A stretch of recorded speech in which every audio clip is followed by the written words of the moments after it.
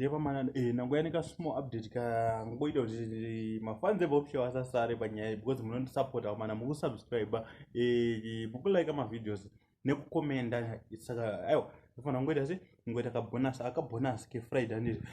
nyaya ndayanayo inyaya inosirisa maititi hanzi waita se mapindana netsaona ine car accident saka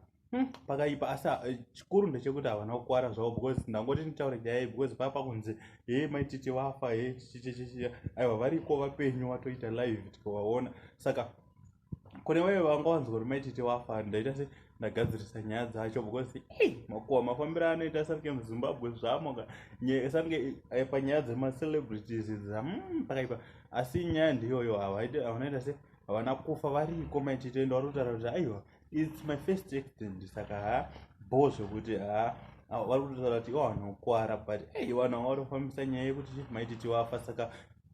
the voice is now yours in the comment section. Taurai mafungiro enyu ndenge ndirimo nchita se chipindura each and everyone. Thanks for watching. Don't forget to subscribe if you are new here.